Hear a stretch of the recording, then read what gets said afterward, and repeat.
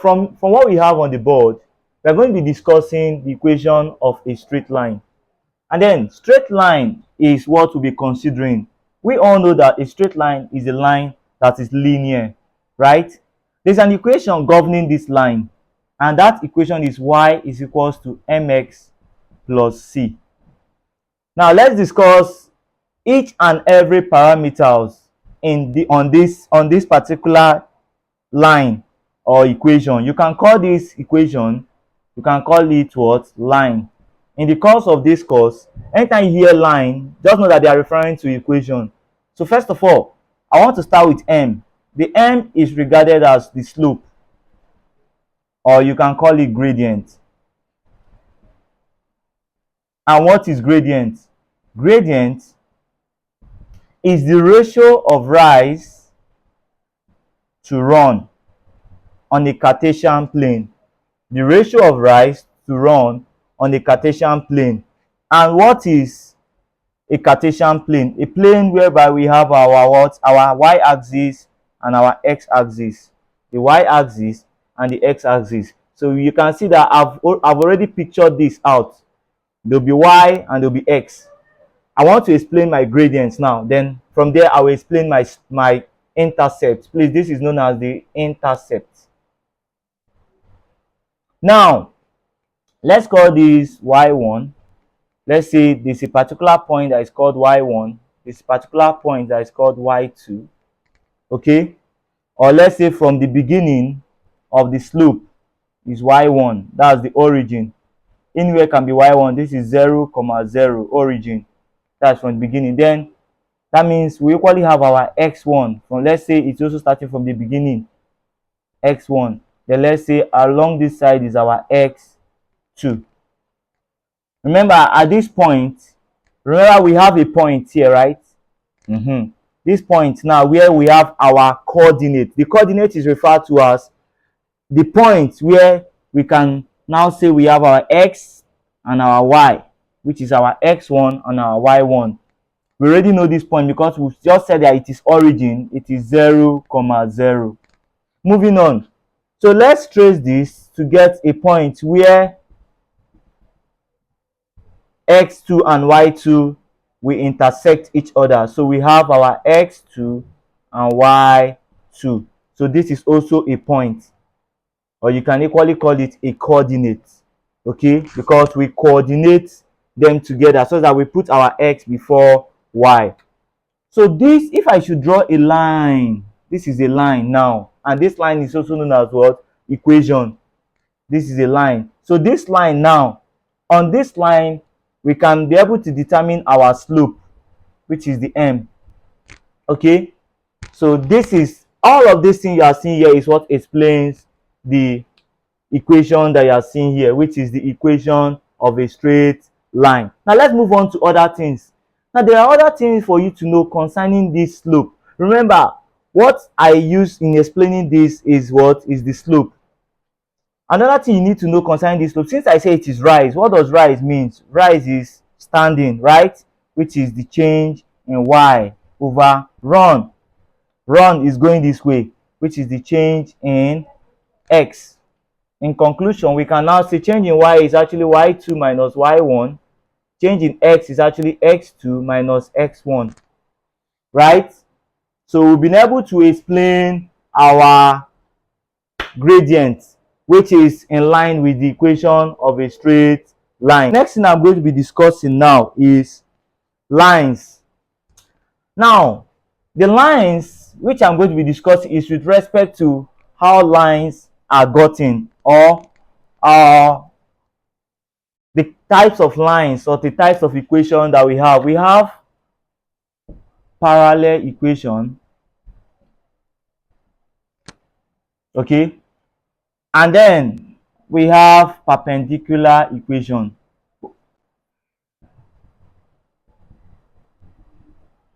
Perpendicular equations or line.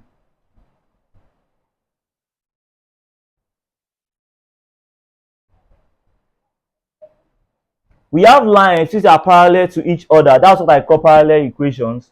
And we have lines which are perpendicular to each other. So lines which are parallel to each other is one that the slope of the first one, we're talking about two lines now, or two equations now. The slope of the first one must be equal to the slope of the second one. Okay? The slope of the first equation must be equal to the slope of the second equation, where the perpendicular equation is such that the slope of the first one multiplied by the slope of the second one must be equal to -1. And then if you want to get the slope of any of this equation, it's simply the negative reciprocal of the slope of the other equation. Let's say somebody asked me to find, the person is mentioning perpendicular equation, and the person say, okay, if the slope, given that the slope of one of the equation is, let's say the first slope to the first equation is, let's say 5, find the slope of the second equation, because it's very important to get your slope. So I will say the negative inverse of 5. It's as simple as that. The negative inverse of what?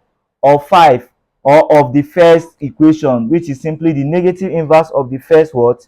Equation. So I think with that, we'll be able to understand the difference between the parallel equation and the perpendicular equation. So moving on,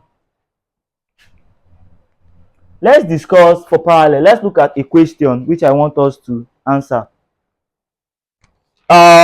If you are with your manual or your workbook, you could check page 4, question 9. Let's look at question 9.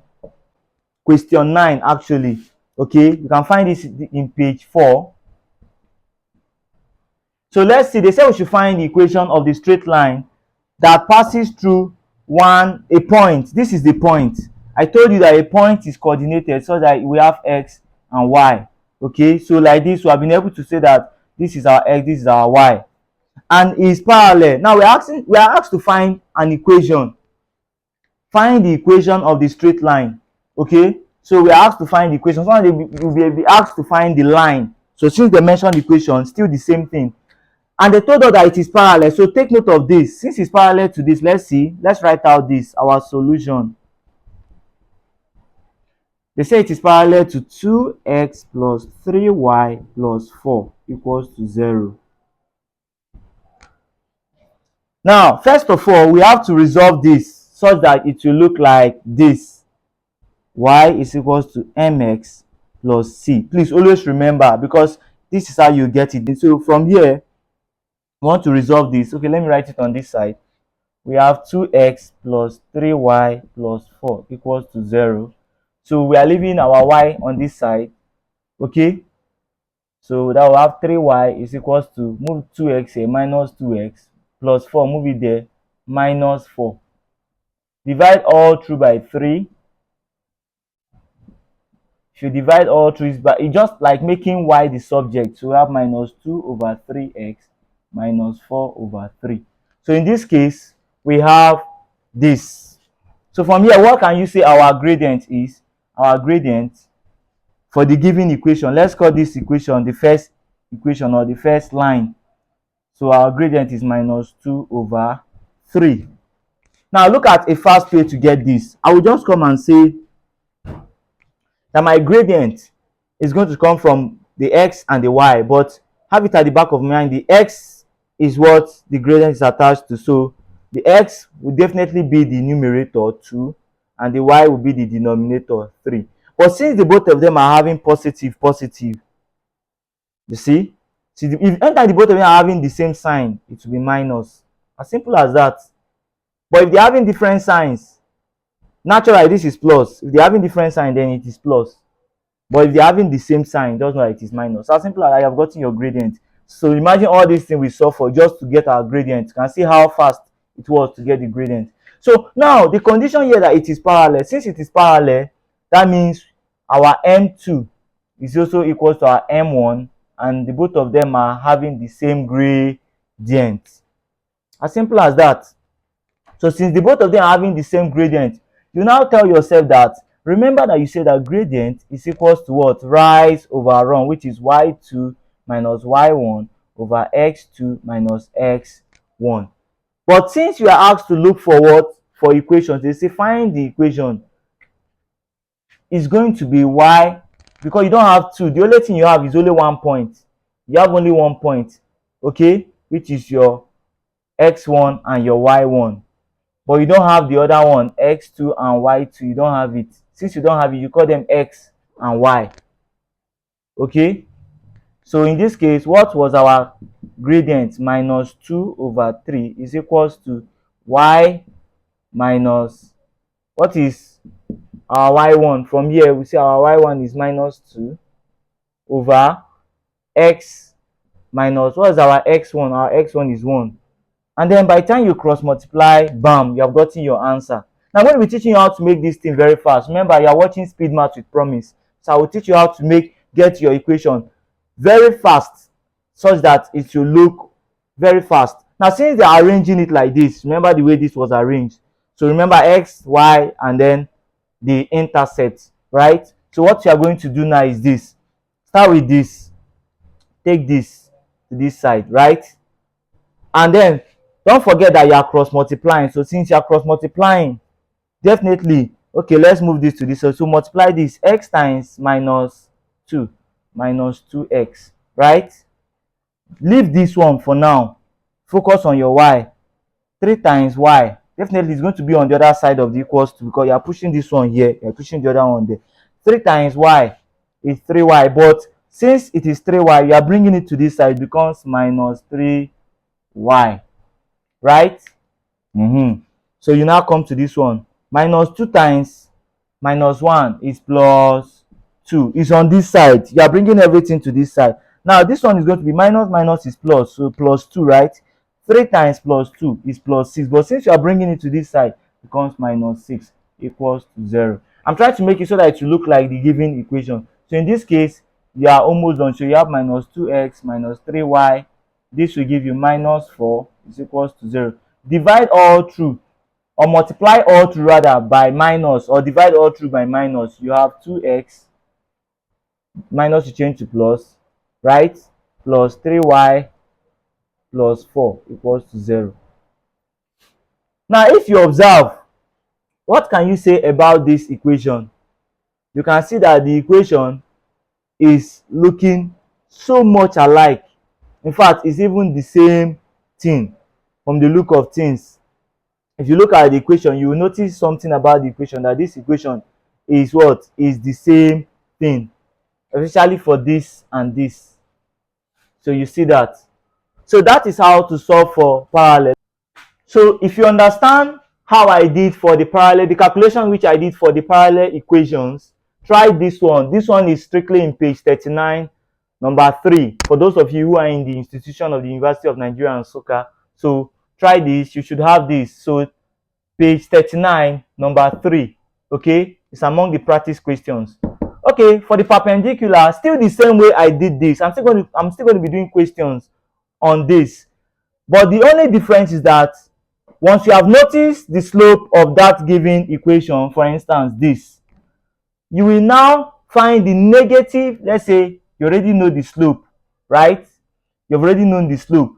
Then the slope for the one that you are going to be looking for is going to be the negative reciprocal of the slope that you've just found from the given equation. So that's, by the way, we'll still solve questions on this, but let's move to other prior things. So we're discussing distance. What is distance? Distance is how far apart 2 points is. Okay? How far apart 2 points is known as distance. And we've just discussed parallel and perpendicular. So we equally have something called the parallel distance and the perpendicular distance. Okay? Now let's talk about them. Let's talk about parallel distance.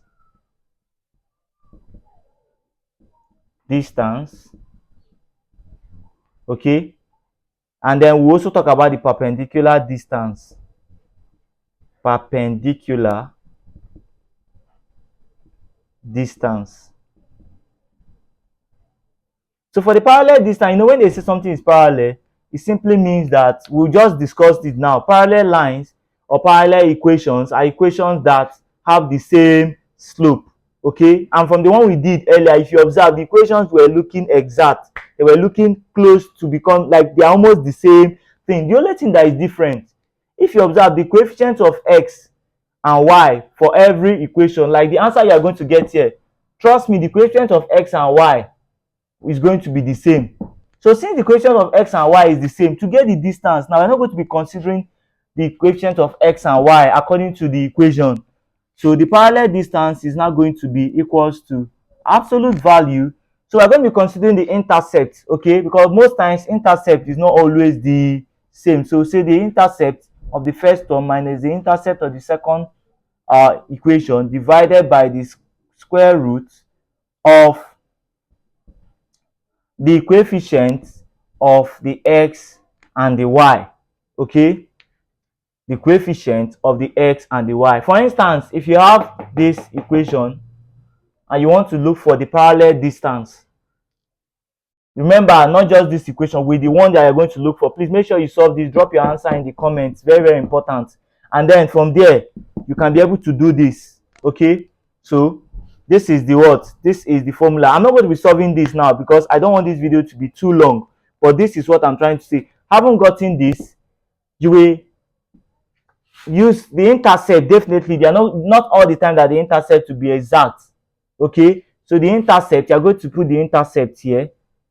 So by the time you put the intercept, then you divide it by the square root of the squares. Here we have 1, here we have 2. The answer you're going to get for this, you definitely have 1 as the coefficient of x, and then you have 2 as the coefficient of y. So that's what you're going to put here, okay. So that's this for this. So let's go to the perpendicular distance. For the perpendicular distance, denoted like this, we have, now for perpendicular distance, the slope are not the same. So since the slope is not the same, the equation will not resemble each other. Why? Because this is coming down, this is vertical, the other is horizontal, and they became perpendicular to each other. So you can see that they are not going even in the same direction. That implies that we'll be having we'll be having a point, right? And we'll be having what? A line. So that's exactly what the perpendicular is trying to say. So in that case, remember, anywhere I'm writing p, let me write this here. We have px plus qy plus c equals to 0. Please have it at the back of your mind that anywhere I'm writing p and q, it represents the coefficient of x and y. So we're going to have px plus qy, but this time it's going to be minus c, okay, minus c divided by the square root of p squared plus q squared. You see the difference between the parallel and the perpendicular. See the difference, okay. You see the difference. Sorry, plus c instead, plus c. Now, so now that is all for the distance with respect to the equation of a straight line. We have the parallel distance and we have the perpendicular distance. Please, if you want to solve, like I'm going to be solving questions, more questions on this. I just want to explain the concept so that by the time we start solving questions subsequently, in the subsequent videos, we will not get confused. So I believe this is well understood. Let's move to other things. Now, in the course of this particular equation of a straight line, we can be able to find, and also with respect to the subtopic distance, you can be able to find the area of plane shapes, the likes of triangle, the likes of rectangle, triangles, rectangles, and so on and so forth, plane shapes as a whole.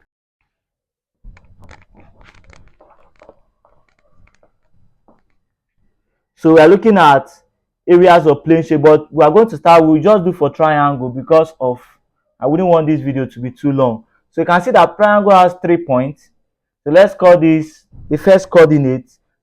Let's call this x1, y1. Let's call this x2, y2. Let's call this x3, y3, right?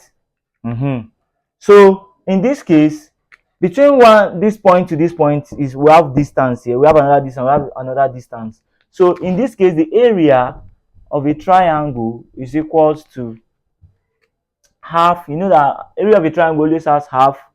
So we have half to the absolute value of. Now you just come here. It's as simple as this. I want to teach you how to remember this. You take your x1 into, now this x1, whatever we want to be inside this parenthesis or bracket should be y. So since it's 1, you know, after 1 we have 2, so y2 minus y3. You can see from 2 you get to 3, right? From 1, 2, 3 plus, if you have written x2, what should be the next thing? Y3. From 2 you get to 3. Then you come back to 1. You see how simple it is? Because it's going in a loop. Then plus x3. Now that it's 3, it's as if you are starting all over. 1 and 2. So remember, this is it. It's going to be the absolute value of all of this. So I'm going to be solving questions in the next video. Okay, I don't want this video to be too long. Make sure you solve this particular question. Very, very important. I will see you in my next video where we are going to be solving more of these questions.